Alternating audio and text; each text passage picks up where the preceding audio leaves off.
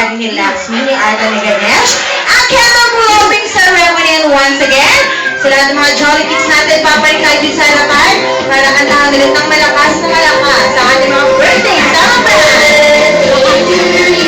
Dito po na, tinatawagan po ulit si Laxmi, si Ganesh, at saka si Art. Dito po tayo sa harapan para sa ating candle blowing ceremony. At sa mga kids, dito muna tayo sa harapan. Okay, lahat ng kids, dito po tayo sa harapan. Ayan. Kids, hello! Naku, nabusog na yata mga kids. Hindi na makatayo. Dito tayo. Once again, mga kids, kayo din po yung mga nasa likuran. Kahit nakaupo po sila, pwede po tayo kumanta ng malakas na malakas katulad kanina. Alright, kids! Kuya, dito tayo. Okay, wala pa. Sorry. One, Birthday! Happy birthday! Nahiya na. Alright, nataw po tayo kumanta. And once again, sabay-sabay po tayo. Go!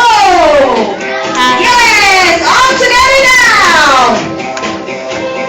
1, 2, 3! To you! It's a happy birthday to you! Yung malakas! Birthday! Happy birthday! Happy birthday to you! One more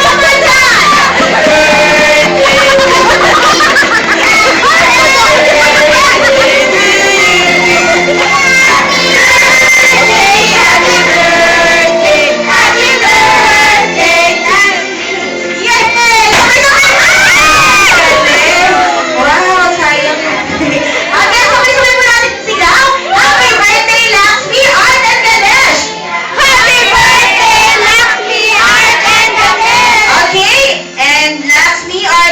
You may now blow your candles.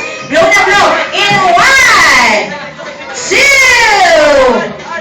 3. Kuya, ano tayo? Okay, 1, 2, 3, and go!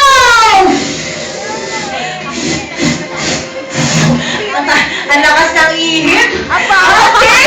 Ayan, parang mula sila dahil si Laxmi pa ay certified 3-year-old.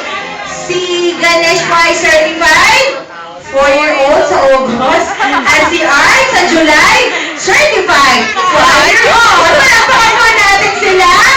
Ayan. At syempre po kung si Jollibee, Hetty at Bob ay nagbigay ng kanilang birthday wish, hindi magpapahuli dyan ang ating proud parents na si Mami at si Daddy. And of course, ayan. So lahat ng mga kids, balik mo na po tayo sa kanilang upuan at pakinggan po natin ang mga birthday wish ng ating proud